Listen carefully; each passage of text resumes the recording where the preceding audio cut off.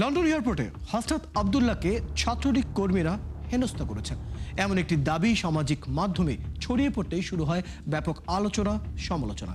এরই মধ্যে তার উপর লন্ডনে হামলার দাবিতে আরেকটি ভিডিও ভাইরাল হয়ে বিভ্রান্তি আরো বাড়িয়ে তোলে।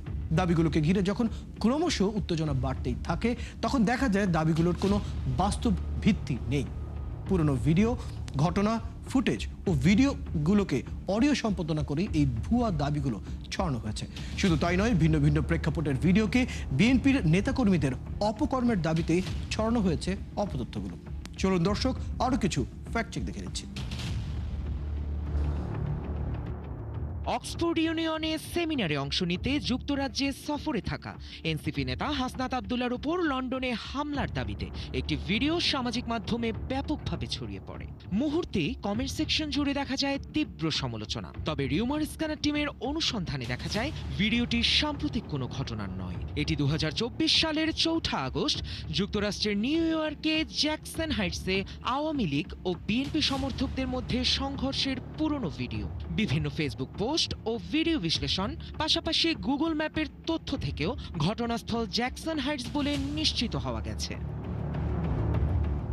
ওদিকে লন্ডন এয়ারপোর্টে হাসনাত আবদুল্লাহকে ছাত্রলীগের গালাগালির মুখে পড়তে হয়েছে এমন দাবিতে একটি ভিডিও সামাজিক মাধ্যমে ব্যাপক উত্তেজনা তৈরি করে।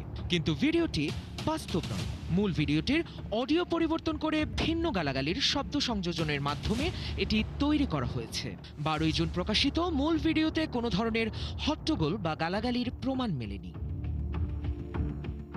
আবার মুন্সিগঞ্জে একটি দোকানের ফ্রিজ থেকে অস্ত্র উদ্ধারের ভিডিওকে নাটোর জেলা বিএনপির এক নেতার ঘটনার দাবিতে সামাজিক মাধ্যমে প্রচার করা হয়। তবে অনুসন্ধানে দেখা যায় দাবিটি সম্পূর্ণ বিভ্রান্তিকর। ঘটনাটি মুন্সিগঞ্জ সদর উপজেলার মোল্লাকান্দি এলাকার, যেখানে ডিবি পুলিশ একটি দোকানের ফ্রিজ থেকে পিস্তল, ম্যাগাজিন ও গুলি উদ্ধার করে এবং রাজীব মাঝি নামের একজনকে আটক করে। নাটোর জেলা বিএনপির কমিটির তালিকায় সিফাত নামে কোনো নেতার অস্তিত্ব পাওয়া যায়নি। গুজব এখানেই শেষ নয়। সামাজিক মাধ্যমে বিএনপিকে চাঁদাবাজ দল বলায় এক ব্যক্তিকে আটক করে মারধরের দাবিকে ঘিরে শুরু হয় তুমুল বিতর্ক। কিন্তু বাংলা ফ্যাক্ট টিমের অনুসন্ধানে উঠে আসে এক ভিন্ন চিত্র। দাবিটি সম্পূর্ণ মিথ্যা ও বিভ্রান্তিকর। ভিডিওটির সঙ্গে বিএনপি বা দলটির নেতাকর্মীদের কোনো সম্পর্কই নেই। এটি ঢাকার সদরঘাটে একটি যাত্রীবাহী লঞ্চে চুরির অভিযোগে আটক হওয়া এক ব্যক্তিকে মারধরের ঘটনা। দর্শক, আজকের অপতথ্যগুলো যাচাই করতে গিয়ে দেখা গেল সামাজিক মাধ্যমে জাতীয় ও আন্তর্জাতিক উভয় ইস্যুকে কেন্দ্র করে ধারাবাহিকভাবে প্রচার করা হচ্ছে নানা গুজব। যথারীতি রাজনৈতিক অস্থিরতা তৈরি করতেই ছড়ানো হচ্ছে অধিকাংশ গুজব। নানান অভিনব কৌশলে ছড়ানো এসব গুজবের ফাঁদে না পড়তে সচেতন থাকার পরামর্শ বিশ্লেষকদের। সায়ক দাস, ৭১। দর্শক, আমরা প্রতিবেদনটি দেখে নিলাম। ইতিমধ্যেই জানিয়েছি আজ আমাদের সাথে যুক্ত আছেন সিনিয়র সাংবাদিক মারুফ মল্লিক। যুক্ত হচ্ছে তার সাথে। মারুফ মল্লিক, আপনাকে স্বাগত জানাচ্ছি আজকের আমাদের এই আয়োজনে। প্রথমেই যে বিষয়টি নিয়ে আমি আলোচনাটা শুরু করতে চাই, এখন যে সময়ে এসে আমরা দাঁড়িয়েছি, গুজব, অপতথ্য যে ধরনের প্রযুক্তি নির্ভর হয়ে গেছে, তাতে সত্য এবং মিথ্যা আলাদা করা সাধারণ মানুষের জন্য অনেকটাই কঠিন হয়ে দাঁড়িয়েছে। এই অবস্থায় দাঁড়িয়ে একজন সিনিয়র সাংবাদিক হিসেবে আপনি কি মনে করেন এখন এই ট্রেন্ডগুলোকে আসলে আপনি কিভাবে দেখেন, এবং ফেক নিউজ চেনার যে জায়গাটা সেটা আমরা এই মুহূর্তে কিভাবে আলাদা করতে পারি সাধারণ মানুষের জন্য বলবেন? জি, ধন্যবাদ আজকের এই অনুষ্ঠানে আমাকে আমন্ত্রণ জানাবার জন্য, এবং বিশেষ করে ৭১ টিভিকে ধন্যবাদ যে তারা ফ্যাক্ট চেকিং বা গুজব বা মিসইনফরমেশন, ডিসইনফরমেশন যেটাই বলি না কেন, এইসব নিয়ে কথা বলার জন্য, আলোচনা করার জন্য একটা অনুষ্ঠানের আয়োজন করেছে। তো আমি বিষয়টাকে যেইভাবে দেখি, বিষয়টা খুব ভয়াবহ। এই গুজব এবং ফেক নিউজ, এটা দুইটা ভাবে ব্যাখ্যা করা যায়। একটা হচ্ছে যে আপনি ভুলবশত কোনো একটা তথ্য হয় যে ধরেন ৭১ টিভির কার্ড নকল করে অনেক তথ্য মানে ফেক নিউজ, এরকম গুজব ছড়ানো হতে পারে। গণমাধ্যমের লোগো ব্যবহার করে গুজব বা ফেক নিউজ ছড়ানো হয়। সেটা হচ্ছে আপনি দেখলেন, দেখে অসচেতন ভাবে সেটা আপনি শেয়ার করলেন, ছড়িয়ে দিলেন। সেটা হচ্ছে আপনার না দেখা বা অজ্ঞতা। বা মানে ফ্র্যাকশন অফ টাইম আপনি ভুল হয়ে গেছে, আপনি খেয়াল করেন নাই যে লোগোটা অরিজিনাল কিনা বা ফেক কিনা, এগুলা তো অলমোস্ট সেম হয়, সেটা দিয়ে আপনি সোশ্যাল মিডিয়াতে প্রচার করে দিলেন। এইটা হচ্ছে আপনার অজান্তে। আর আরেকটা হচ্ছে ইন্টেনশনালি আপনি ইচ্ছা করেই এই ধরনের ফেক নিউজ ক্রিয়েট করে এবং আপনি সেটা ছড়াচ্ছেন সচেতনভাবেই। তো আপনি যেই প্রতিবেদনগুলো বা ফেক নিউজগুলোর কথা বললেন, এইগুলা কিন্তু খুব মানে প্রপাগান্ডার পার্ট হিসেবেই, রাজনৈতিক উদ্দেশ্যেই এগুলা ছড়ানো হয়েছে। বাংলাদেশে এই ফেক নিউজ বা গুজব ছড়ানোতে দুইটা দল খুবই সিদ্ধহস্ত। একটা হচ্ছে আওয়ামী লীগ, যেটা আপনি হাসনাত আব্দুল্লাহর কথা বললেন, আরেকটা হচ্ছে এই জামায়াতে ইসলামী এবং তাদের বট বাহিনী। এবং তারা এবং সবচেয়ে ভয়াবহ বিষয় হচ্ছে যে তাদের টপ লিডার্সরা পর্যন্ত এইসব গুজব বা ফেক নিউজ ক্যারি করেন। কিছুদিন আগে এই শিবিরের এক নেতা এক বিধবা মহিলার সঙ্গে বিবাহ বহির্ভূত সম্পর্কে জড়িয়ে পড়ে আত্মগোপনে চলে গিয়েছিলেন, এবং আপনি ঘটনাটা দেখেন এর পরের দিন সারাদিন ফেসবুকে সয়লাব হয়ে গিয়েছিল যে গুম আবার ফিরে এসেছে। কে গুম করেছে? তো এই মুহূর্তে সরকারই তো গুম করতে পারে। সেই ফেসিবাদের চর্চা আবার ফিরে এসেছে। এবং জামায়াতের আমির উনি এটা লিখেছেন, ওনার ফেসবুকে লিখেছেন যে অপহরণ করা হয়েছে এবং তার মুক্তি দাবি করেছেন। তারপরে সেই ছেলেকে উদ্ধার করা হয়েছে, গণমাধ্যমে ধরেন সংবাদ হয়েছে। এই জায়গায় পুলিশের একরকম বক্তব্য আছে, সেটা আপনি বিশ্বাস নাই করতে পারেন যে পুলিশ হয়তো বা তাদের মতো করে একটা প্রতিবেদন তৈরি করে প্রচার করেছে, কিন্তু এর পাশাপাশি নিজস্ব বিভিন্ন গণমাধ্যম এটা বিষয়ে অনুসন্ধান করে চেক করে তারা প্রতিবেদন দিয়েছে এবং তাকে প্রেমজনিত কারণে শিবির থেকে বহিষ্কার করা হয়েছে। কিন্তু জামায়াতের আমির কিন্তু এই বিষয়ে কোনো দুঃখ প্রকাশ করে উনি কোনো পোস্ট দেন নাই যে উনি ভুল বা অপতথ্য, মিথ্যা তথ্য ছড়িয়েছেন।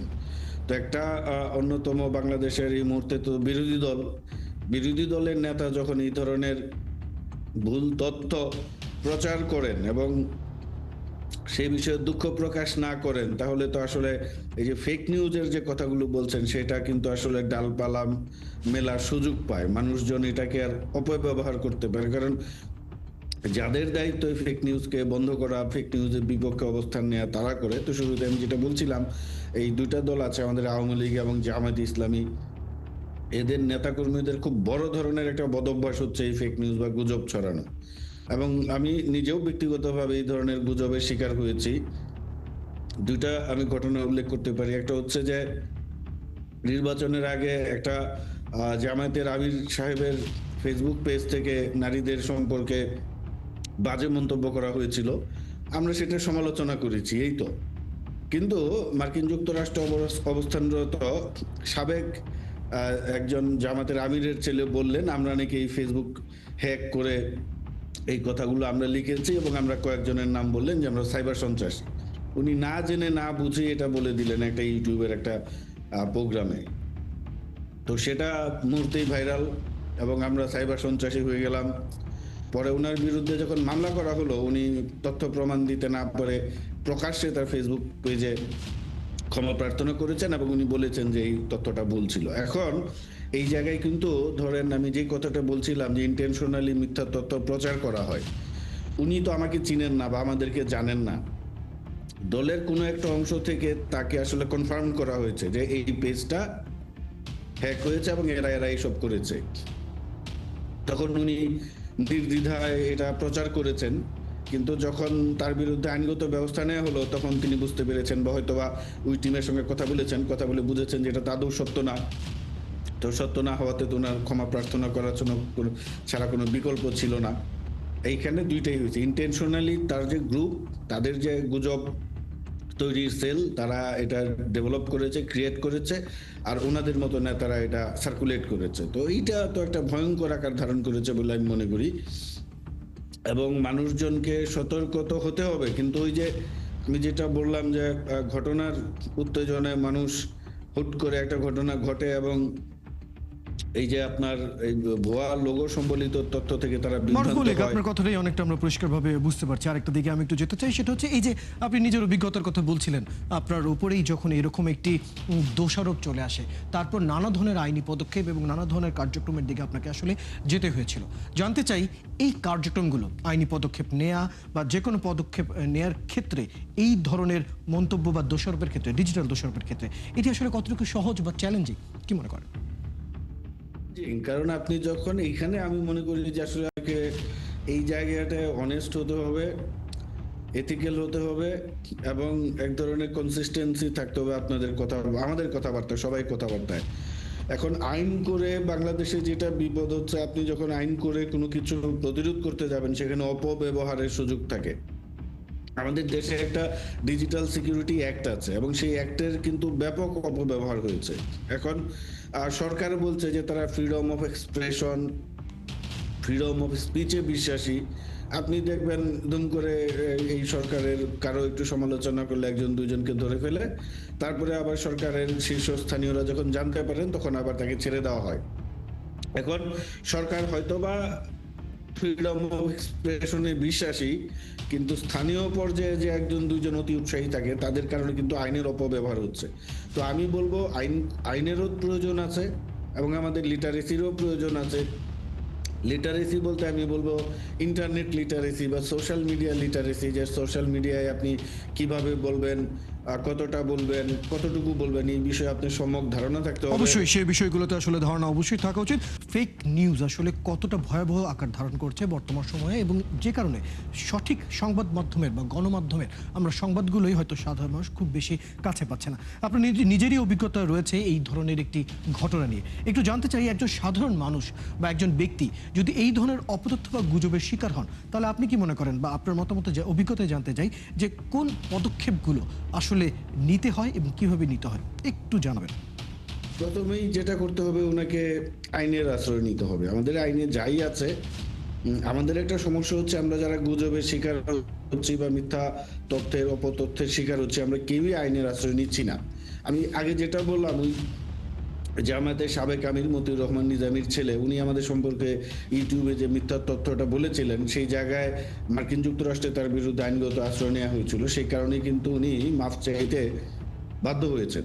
তো একই কথা বলবো সবার জন্যই, যারাই গুজবের শিকার হবেন, অন্তত সাইবার সিকিউরিটি অ্যাক্টে না পারেন, আপনি ফৌজদারি আইনে হলেও আইনের আশ্রয় নেন এবং এটা থামানো জরুরি, আইনের আশ্রয় নেওয়া জরুরি। অথবা এই গুজব কিন্তু ওরা এমনভাবে গুজব প্রচার করে, একদম ধরেন সিস্টেমেটিক্যালি, যে যেটা আসলে একসময় সত্য বলে মনে হয় এবং তারা টোটাল মেকানিজমটাকে কন্ট্রোল করে। তো এই জায়গা থেকে আমি বলবো যে অবশ্যই আইনের আশ্রয় নিতে হবে। চমৎকার। এবার একটি অন্য প্রসঙ্গে যেতে চাই। ফ্যাক্ট চেকিং এখন অনেক গুরুত্বপূর্ণ একটি বিষয় হয়ে দাঁড়িয়েছে, অর্থাৎ যে তথ্য আমি পেলাম সেটি কতটুকু ঠিক বা বেঠিক, এটি আসলে এখন নিজস্বভাবেই সেই ফ্যাক্ট চেকগুলো করে নিতে হয়। সেটি ধরুন সর্বোচ্চ পর্যায় থেকে শুরু করে সাধারণ মানুষ পর্যন্ত সবারই এই বিষয়টা অনেকটাই জরুরি হয়ে পড়েছে। আপনি কি মনে করেন আমাদের দেশের সাধারণ মানুষ ফ্যাক্ট চেকিং ব্যাপারে কতটুকু জানে এবং তাদেরকে এই ব্যাপারে জানাতে হলে আসলে কি ধরনের সচেতনতামূলক কার্যক্রম দরকার? ধরেন আসলে এই জায়গাতে ফ্যাক্ট চেকিং এর বিষয়টা হচ্ছে যে তথ্যের সোর্স। তো মানুষ কিন্তু মূলত ইনফরমেশনের জন্য নির্ভর করে গণমাধ্যমের উপর। এখন গণমাধ্যমের পাশাপাশি সোশ্যাল মিডিয়াতে বা পাবলিক স্ফিয়ারে আপনার যে গুজব বা তথ্য ছড়ায়, এটা বন্ধ করতে হইলে যে আমি যেটা বললাম, জনগণকে সচেতন করতে হবে, ইন্টারনেট এবং সোশ্যাল মিডিয়া লিটারেসি বাড়াতে হবে এবং দায়িত্ববোধের জায়গাটা সৃষ্টি করতে হবে, তৈরি করতে হবে, যে আপনি যে একজনের বিরুদ্ধে গুজব ছড়াচ্ছেন তার সোশ্যাল লাইফ আছে, তার ফ্যামিলি লাইফ আছে, এটা দ্বারা যে সে আক্রান্ত হতে পারে, তার মানসিকভাবে ক্ষতিগ্রস্ত হতে পারে, এইটা বিষয়ে মানুষকে সচেতন করা। এবং এটা হচ্ছে আমাদের একদম স্কুল কলেজে থেকে এই শিক্ষা ব্যবস্থার একটা পার্ট করতে হবে। নীতি নৈতিকতা বোধের যে শিক্ষা আমরা সমাজ বিজ্ঞানে ছোটবেলা পড়েছি বা লিটারেচার গুলিতে পড়েছি, গল্প বা কবিতার চলে, সেইখানেই তথ্যগুলো ঢুকিয়ে দিতে হবে। আর দ্বিতীয়ত গণমাধ্যমের বিষয়টা যদি বলেন, গণমাধ্যম থেকে অনেক ভুল তথ্য বা অপতথ্য ছড়ায়, আর তাদেরকে যেটা করতে হবে যে আসলে এই গণমাধ্যমে কিন্তু আসলে ফ্যাক্ট চেকিং এর বিষয়টা শুরু থেকেই আছে। আমরা যারা দীর্ঘদিন ধরে গণমাধ্যমে আছি, যখন সোশ্যাল মিডিয়া ছিল না বা ইন্টারনেটের তথ্য এত অ্যাভেলেবেল ছিল না, তখনও কিন্তু ইনফরমেশনের ক্রস চেকের একটা পদ্ধতি ছিল।